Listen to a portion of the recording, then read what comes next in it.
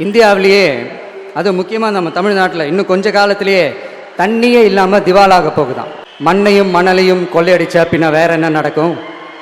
இன்னைக்கு நம்ம தமிழ்நாட்டோட மீடியாவை பொறுத்த வரைக்கும் மக்களுக்கு எது தேவை, அவங்கள பொறுத்த வரைக்கும் மக்களுக்கு எது முக்கியமா படுது அப்படின்னா, விஜயும் திரிஷாவும் இன்னைக்கு கல்யாணத்துக்கு ஒண்ணா போயிட்டாங்க. அதுவும் ஒரே காஸ்டியூம்ல போயிருக்காங்க. அதை பத்தி உங்களோட கருத்து என்ன அப்படின்னு போற வார எல்லாருக்கிட்டையும் குழந்தைங்கள்ட்ட மட்டும் தான் கேட்கல. அதுவும் கூடிய சீக்கிரம் கேட்டுருவாங்க. ஏர்போர்ட் போனாலும் உங்களோட கருத்து என்ன விஜயும் திரிஷாவையும் பத்தி அப்படின்னு. ஏதாவது மூவி விழா வந்துச்சுன்னா, இசை வெளியீட்டு விழா வந்துச்சுன்னா, அங்கேயும் போயிட்டு உங்களோட கருத்து என்ன விஜயும் திரிஷாவும் ஒண்ணா போயிருக்காங்க. ஒரே காஸ்டியூம்ல போயிருக்காங்க. உங்களோட கருத்து என்ன அப்படின்னு கேட்கறது. இதை பத்தி நம்மளே கருத்து சொல்ல முடியாது. அது அவரோட தனிப்பட்ட வாழ்க்கை. அது அவரோட பர்சனல் லைஃப்.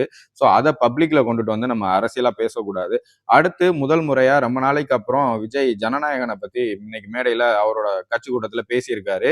அதையும் பத்தி பார்த்துருவோம். அது போக மக்களுக்கு தேவையான முக்கியமான சில வாக்குறுதிகளையும் கொடுத்திருக்காரு. அதை பத்தியும் பார்த்துருவோம். Welcome to the show. நான் உங்கள் ராவுத்தர்.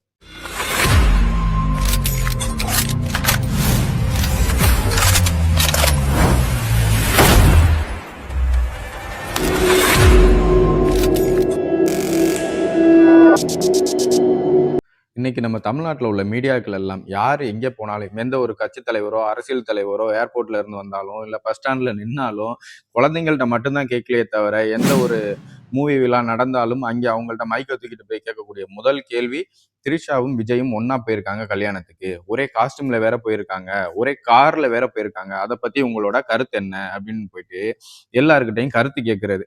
மீடியா மேல உள்ள மரியாதையே போச்சு. அடுத்தவன் வீட்டை எட்டி பாக்குறதா மீடியானா அதுக்கு மக்கள் கிட்ட வேற பேர் இருக்கு. அந்த பேர் ரொம்ப கேவலமா இருக்கும். அதெல்லாம் நம்ம சொல்ல முடியாது. ஸோ இப்படிப்பட்ட வேலையை தான் இன்னைக்கு மீடியா எல்லாருக்கும் மக்களுக்கு தெரியற மாதிரி எங்க போனாலும் விஜயும் திரிஷாவை பத்தி உங்களோட கருத்து என்ன அப்படின்றாங்க. இதுதான் மக்களுக்கு ரொம்ப முக்கியம் இல்ல. இதை பத்தி தான் இன்னைக்கு அவங்களோட கேள்வியா இருக்கு. இவ்வளவு கேட்கிற அந்த மீடியா நம்ம சில விஷயங்களை கேட்கிறோம். நாங்குநேரியில கிட்டத்தட்ட 9 பேருக்கு மேல ஒரு 8 பேர் கும்பல் வந்திருக்காங்க 3 பைக்ல. ரோட்ல போறவன் வாரவன் எல்லாம் யாரு என்னன்னே தெரியல, சரம் மாதிரியா வெட்டி இருக்காங்க. அதுல 2 பேரு இறந்துட்டாங்க. ஏன் வெட்டினா எதுக்கு வெட்டினானே தெரியல. எந்த ஒரு முன்விரோதமும் இல்லை, அங்க எந்த ஒரு சண்டையும் இல்லை. அவங்க வந்தவங்கள ரோட்ல நின்னவன் எல்லாரையும் வரிசையா வெட்டிட்டு போயிருக்காங்க. 2 பேர் ஸ்பாட் அவுட். அதுல பல பேருக்கு காயமடைஞ்சு ஹாஸ்பிட்டல்ல அட்மிட் பண்ணியிருக்காங்க. இதை பத்தி ஏன் இந்த மீடியா மக்கள் கிட்ட மைக்க தூக்கிட்டு போயிட்டு நாங்குநேரியில இப்படி ஒரு சம்பவம் நடந்துருச்சு, இதை பத்தி உங்களோட கருத்து என்ன அப்படின்னு ஏன் மக்கள் கிட்ட இந்த மீடியா கேட்கல? இது மக்கள் எத்தனை பேருக்கு இந்த நியூஸ் தெரியும் அப்படின்றதுமே தெரியல. நம்ம சேனல்ல சொல்றோம், முடிஞ்ச அளவு இதை ஷேர் பண்ணி விடுங்க, மக்கள் எல்லாரும் தெரிஞ்சுக்கட்டும். இந்த மாதிரியான செய்திகளை இந்த மீடியா ஏன் மக்கள் கிட்ட கொண்டுட்டு போக மாட்டேங்குது? கொண்டுட்டு போகாது. ஏன்னா கொண்டுட்டு போயிருச்சு, மக்களுக்கு தெரிஞ்சிருச்சுன்னா இப்ப இருக்கக்கூடிய முதல்வர் ஸ்டாலினோட ஆட்சி எந்த லட்சணத்துல இருக்கு அப்படின்னு மக்களுக்கு தெரிஞ்சிரும்ல. அதனால இந்த மாதிரியான செய்திகள் எல்லாம் மக்கள் கிட்ட கொண்டுட்டு போய் சேர்க்காது இந்த மீடியா. இந்த மீடியாவை பொறுத்த வரைக்கும் அவங்களுக்கு முக்கியமான விஷயம் என்னவா இருக்கும் அப்படின்னா, விஜயும் திரிஷாவும் ஒன்னா கல்யாணத்துக்கு போயிட்டாங்க, ஒரே கார்ல போயிட்டாங்க, ஒரே செருப்பை போட்டுட்டு போயிட்டாங்க. அடுத்த வீட்டை எட்டி பாக்குறதா மீடியாவா? இதுக்கெல்லாம் பேர் எனக்கு தெரியுமா? அடுத்ததா சென்னை ராயப்பேட்டையில ஒரு காவலர், ஒரு போலீஸ்காரர் வீட்டுல தனியா இருந்த ஒரு பெண் கிட்ட தப்பா நடந்துக்க முயற்சி பண்ணியிருக்காரு. மது போதையில உள்ள போயிட்டு அந்த பெண் தனியா இருந்திருக்காங்க. உள்தப்பா போட்டுட்டு அவங்கள்ட்ட தப்பா நடக்க முயற்சி பண்ணியிருக்காங்க. அவங்க கத்திட்டு வெளியில ஒடியாரவும் அங்க இருந்தவங்க எல்லாம் சுத்தி வளைச்சு அவரை உள்ளே வச்சு லாக் பண்ணிட்டு போலீஸுக்கு கால் பண்ணி தகவல் சொல்லியிருக்காங்க. இப்ப அவரை பணி நீக்கம் பண்ணியிருக்காங்க. பெண்களுக்கான பாதுகாப்பு நம்ம தமிழ்நாட்டுல எந்த லட்சணத்துல இருக்கு பாத்தீங்களா? அதுவும் ஒரு காவலர்கிட்ட இருந்து, மத்தவங்கள்ட்ட கிடையாது, ரவுடி திருட்டு பசங்கள்ட்ட இருந்து கிடையாது, ஒரு காவலர்கிட்ட இருந்து மக்களுக்கு, பெண்களுக்கு இன்னைக்கு எந்த லட்சணத்துல பாதுகாப்பு தமிழ்நாட்டுல இருக்கு அப்படின்னு மக்களாகிய நீங்க தெரிஞ்சுக்கோங்க. இதை பத்தி ஏன் இந்த மீடியாக்கள்லாம் கருத்து கணிப்பு கேட்க மாட்டேங்குது மக்கள் கிட்ட? இன்னைக்கு வீட்டுல தனியா இருந்த ஒரு பெண் கிட்ட ஒரு காவலர் மது போதையில போயிட்டு தப்பா நடந்துக்க முயற்சி பண்ணியிருக்காரு அப்படின்னு ஏன் எந்த மீடியாவும் மக்கள் கிட்ட கேட்க மாட்டேங்குது? கேட்காது. ஏன்னா கேட்டுச்சுன்னா இப்ப இருக்கக்கூடிய நம்ம முதல்வர் ஐயா மு.க. ஸ்டாலின் அவர்களோட ஆட்சி பெண்களுக்கு எந்த அளவுக்கு பாதுகாப்பை கொடுக்குது அப்படின்றது தெரிஞ்சு போயிடும். மக்கள் காரி துப்பிடுவாங்க, யாரும் ஓட்டு போட மாட்டாங்க அப்படின்றது ரொம்ப தெளிவா தெரிஞ்சு போயிடும். அதனால இதெல்லாம் மீடியா கேட்காது. அவங்கள பொறுத்த வரைக்கும் மீடியாவுக்கு எது ரொம்ப முக்கியமான விஷயம் அப்படின்னா, விஜய் வீட்டு பாத்ரூமை எட்டி பாக்குறது. அதுதான் அவங்கள பொறுத்த வரைக்கும் ரொம்ப முக்கியமான செய்தி. அதுதான் மக்களுக்கு தேவையான செய்தியும். எவ்வளவு கேவலமான பிறவிங்க இல்ல நம்ம. இவ்வளோ நாளைக்கு அப்புறம் நேத்து நடந்த கூட்டத்துல தான் விஜய் ஜனநாயகன் படத்தோட பிரச்சனையை பத்தி பேச ஆரம்பிச்சிருப்பாரு. அதுவும் ரொம்ப டீட்டெயிலெல்லாம் சொல்லல. போற போக்குல அப்படி சொல்லிட்டு போயிருக்காரு. என்னன்னா, நம்ம கட்சி வந்ததுல இருந்து ரொம்ப நமக்கு எக்கச்சக்கமான அழுத்தத்தை குடுத்துட்டு இருக்காங்க. எங்க போனாலும் தடை.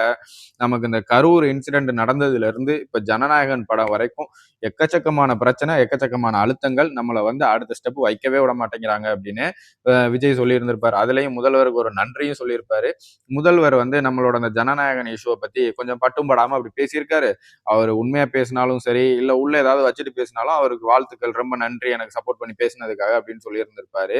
இதுதான் அவர் ஜனநாயகன் படத்தை பத்தி அங்க பேசினது. வேற எதுவும் டீட்டெயிலா அவர் எதுவுமே சொல்லிக்கல. சோ அங்க முழுக்க முழுக்க அவர் பேசினது ஒரு அரசியல் தான். அதுல முக்கியமா குறிப்பிடத்தக்க ஒரு சில வாக்குறுதிகளை மக்களுக்கு கொடுத்திருக்காரு. அது என்னென்னு நம்ம ஒண்ணு ஒண்ணா பார்த்துருவோம். அதுல முக்கியமான ஒண்ணு என்னன்னா, 2 ஏக்கர் நிலம் உள்ள விவசாயிகள் அல்லது நிலம் இல்லாத விவசாயிகள் அவங்க வீட்ல யாருமே அரசு வேலையில இல்லாத பட்சத்துல அவங்களோட குழந்தைகளோட படிப்பு செலவு இருக்குல்ல, அது மொத்தமா அரசு ஏத்துக்கும். டிவிகே கட்சி ஆட்சிக்கு வந்தோன்ன இத அவங்க இந்த 2 ஏக்கர் நிலம் உள்ளவங்க, இல்லாதவங்க, அவங்க வீட்ல இருந்து யாருமே அரசு வேலையில இருக்கக்கூடாது. அப்படி இருக்கும் பட்சத்துல அவங்க வீட்ல உள்ள குழந்தைகளோட படிப்பு செலவு மொத்தத்தையுமே அரசு ஏத்துக்கும் அப்படின்னு ஒரு வாக்குறுதியை கொடுத்திருக்காரு. டிவிகே ஆட்சி அமைஞ்ச உடனே இது அமைக்கப்படும் அப்படின்னு சொல்லியிருந்திருக்காரு. இதுதான் மக்களுக்கு ரொம்ப தேவையான ஒண்ணு. மக்களுக்கு எது அவசியம் அப்படின்றத பார்த்து தெரிஞ்சு அவர் சொல்லியிருக்காரு. இன்னைக்கு நம்மளே நிறைய பார்க்கிறோம். நிறைய குழந்தைங்க, நிறைய பசங்க காலேஜ் ஃபீஸ் கட்ட முடியாம, எக்ஸாம் ஃபீஸ் கட்ட முடியாம, நான் அந்த எக்ஸாம் மட்டும் எழுத விடுங்க, அடுத்து நான் கட்டிடுறேன் அப்படின்னு சொல்லிட்டு நிறைய பேரு நம்ம சொல்றத பார்க்க முடியுது. நிறைய பேர் கஷ்டப்படுறாங்க. அந்த மாதிரி இருக்கக்கூடிய அடுத்த தலைமுறைகள், வரக்கூடிய இளைஞர்களுக்கு என்ன தேவை, அவங்களோட படிப்பை நம்ம எப்படி மேல கொண்டுட்டு போறது அப்படின்றத தெரிஞ்சு சிந்திச்சு இப்படி ஒரு திட்டத்தை நான் வந்து ஒரு வாக்குறுதியை கொடுக்குறேன் அப்படின்னு சொல்லி கொடுக்குறாரு. இது வந்து நமக்கு மக்களாகிய நமக்கு ரொம்ப ரொம்ப தேவை. நம்மளோட குழந்தைங்க அடுத்து படிக்கணும், அவங்களுக்கு எந்த ஒரு தடங்களும் இருக்கக்கூடாது அப்படின்னா இந்த மாதிரியான திட்டங்கள், வாக்குறுதிகள் தான் நமக்கு முக்கியம். இதை விட்டுட்டு நான் 5000 தர்றேன், 10,000 தர்றேன், மாசம் 1000 தர்றேன் அப்படின்னா அது நமக்கு தேவையே கிடையாது. மாசம் 1000 வச்சு நீங்க என்ன பண்ணிட முடியும்? உங்க குழந்தைங்களோட ஃபீஸை கட்டிட முடியுமா நீங்க? குழந்தைங்களோட ஃபீஸ் ஒரு எக்ஸாமுக்கு எவ்வளவு ஆகுதுன்னு தெரியுமா? மாசம் 1000 வச்சு நீங்க குழந்தைங்களோட ஃபீஸை கட்டிடுவீங்களா? I don't care. அடுத்ததா என்ன சொல்றாருன்னா, விவசாயிகளோட விருப்பத்துக்கு மாறா எந்த ஒரு திட்டத்தையும் நாங்க தமிழ்நாட்டுல செயல்படுத்த மாட்டோம். அதுல ஒன்றிய அரசோட அழுத்தம் எவ்வளவா இருந்தாலும் நாங்க விவசாயிகளோட விருப்பத்துக்கு மாறா எந்த ஒரு திட்டத்தையும் தமிழ்நாட்டுல செயல்படுத்த மாட்டோம் அப்படின்னு சொல்லியிருக்காரு. இன்னைக்கு நம்ம எல்லாரும் பார்க்கிறோம், எல்லாருக்குமே தெரியும். விவசாய நிலங்களை அழிச்சுதான் அங்க ஒரு தொழிற்சாலையை கொண்டுட்டு வர்றாங்க, அமைக்கிறாங்க. இன்னைக்கு இந்த பரந்தூர்ல இன்ன வரைக்கும் அந்த பிரச்சனை போயிட்டு தான் இருக்கு. அதுல அவங்களோட நிலைப்பாடு என்ன அப்படின்றத இன்னைய வரைக்கும் நமக்கே தெரியல. ஸோ அந்த மாதிரியான விவசாய நிலங்களை அழிச்சு நாங்க ஒரு ஏர்போர்ட் கொண்டுட்டு வரோம், இல்ல விவசாய நிலங்களை அழிச்சு அங்கே ஏதாவது ஒரு தொழிற்சாலையில கொண்டுட்டு வரோம் அப்படின்றது நம்ம டிவிக்கு ஆட்சியில் அது இருக்காது. முழுக்க முழுக்க விவசாயிகள் சைடு தான் இருக்கும். ஸோ அதை பத்தி நீங்க கவலைப்பட வேணாம் அப்படின்னு சொல்லி பேசியிருக்காரு. அடுத்து மீனவர்களோட பாதுகாப்பை பத்தி பேசியிருக்காரு. நம்ம தமிழக அரசு, மாநில அரசு இங்க இருந்து ஒன்றிய அரசுக்கு சும்மா வெறும் வாய் வார்த்தையா எழுதாம உண்மையான அழுத்தத்தை அவங்களுக்கு கொடுங்க. நம்ம தமிழர்களுக்கு பாதுகாப்பு வேணும், நம்ம மீனவர்கள் போறாங்க, அவங்களுக்கு வந்து பாதுகாப்பு வேணும், அவங்களோட படகுக்கு பாதுகாப்பு வேணும் அப்படின்னு உண்மையான அழுத்தத்தை கொடுங்க. அவங்களுக்கும் நம்மளோட டிவிக்கு ஆட்சி அமைஞ்சோன்னா முழுக்க முழுக்க நம்மளோட ஆதரவு இருக்கும். அவங்களோட நலன் காத்து அவங்க வந்து பாதிக்கப்படாத அளவுக்கு நம்மளோட செயல்பாடு இருக்கும் அப்படின்னு வாக்குறுதிகளை கொடுத்திருக்காரு. இதுதான் மக்களுக்கு ரொம்ப தேவை. ஸோ மக்களுக்கு என்ன அவசியம் அப்படின்றத தெரிஞ்சு வாக்குறுதிகளை கொடுத்திருக்காரு. இதுதான் மக்களுக்கு எந்த வகையில பயன்படும் அப்படின்னு அவங்களுக்கே தெரியும். ஏன்னா மக்களுக்கு தேவையே இல்லாத அத்தியாவசியம்னு சொல்லுவாங்கல்ல, எது அவசியம் எது அத்தியாவசியம் அப்படின்னு, அந்த மாதிரி நான் மாசம் 1000 தர்றேன், நீ 1000 கொடுத்தா நான் 2000 தர்றேன், நீ 10,000 கொடுத்தா நான் 15,000 தர்றேன், இதை வச்சு உங்களோட குழந்தைங்களோட கல்வி கடனை அடைச்சிருவீங்களா நீங்க? இந்த மாதிரியான மக்களுக்கு எது தேவை, முக்கியமா மக்களுக்கு எது தேவைப்படுது, எது பயனளிக்கும் அப்படின்னு தெரிஞ்சுக்கிட்டு வாக்குறுதிகளை கொடுத்திருக்காரு. மத்த கட்சிகள் மாதிரி நீ மாசம் 1000 கொடுத்தா நான் மாசம் 2000 தர்றேன், மக்களுக்கு பணம் தேவை கிடையாது, பணத்தை நாங்களே சம்பாரிச்சுப்போம், ஸோ எங்களுக்கு வந்து நாங்க வாழ வழிவகுத்தா போதும். அதுதான் இன்னைக்கு வந்து விஜயோட வாக்குறுதிகள்ல மெயினான ஒண்ணா இருக்கு. ஸோ இதுதான் மக்களுக்கு ரொம்ப தேவை.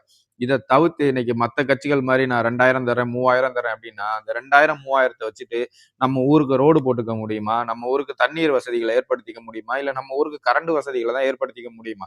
ஸோ அதனால இந்த மாதிரி நான் மாசம் 1000 தரேன், 2000 தரேன் அப்படின்ற பொய்யான வாக்குறுதிகளை நம்பி நம்ம ஓட்டு போட்டோம்னா அடுத்த 5 வருஷத்துக்கு நமக்கான உரிமைகளை இழந்துருவோம், நமக்கான வேலைகளை இழந்துருவோம், நமக்கான எதுவுமே நம்ம கிட்ட இருக்காது. மாசம் திரும்ப அந்த அரசு கிட்ட கையேந்தி நிக்க வேண்டிய நிலைமை தான் மக்கள் எல்லாமே இன்னைக்கே பாத்தீங்கன்னா எல்லாரையும் மாசம் 1000 ரூபாய் அப்படின்றதுக்கு அடிமையாக்கி வச்சிருக்கு இந்த அரசு. மாசம் அந்த 1000 ரூபாய் நமக்கு வந்தாகணும் அப்படின்ற நிலைமைக்கு நம்ம மக்கள் எல்லாருமே போயிட்டோம். மேற்கொண்டு நாளைக்கு நம்ம ஓட்டு போட்டு அதே அரசை நம்ம தேர்ந்தெடுத்துட்டோம்னு வச்சுக்கோங்களேன், அடுத்த 5 வருஷம் நம்ம அரசுகிட்ட தான் கையேந்தி நிக்கணும். அவங்க மாசம் 1000 கொடுப்பாங்களா, 2000 கொடுப்பாங்களா, அது வந்தா போதும் அப்படின்ற நிலைமைக்கு நம்ம மக்களை கொண்டுட்டு போயிருவாங்க. இதான்டா திமுக, இதான் திமுக, மறந்துடாத. ஸோ அதனால கண்டிப்பா நம்ம எந்த ஆட்சி அமைஞ்சா நம்மளோட குழந்தைகளோட வருங்காலம் நல்லா இருக்கும், அவங்களோட பாதுகாப்பு எந்த ஆட்சியில ரொம்ப நல்லா இருக்கும் அப்படின்னு தெரிஞ்சு சிந்திச்சு ஓட்டு போடுங்க. திரும்ப மறுபடியும் திராவிட மாடலை கொண்டுட்டு வரேன்னீங்கன்னா உங்களுக்கு திருட்டு மாடல் தான் ஆட்சியா கிடைக்கும் அடுத்த 5 வருஷத்துக்கு. ஸோ அதனால சிந்திச்சு வாக்களிங்க.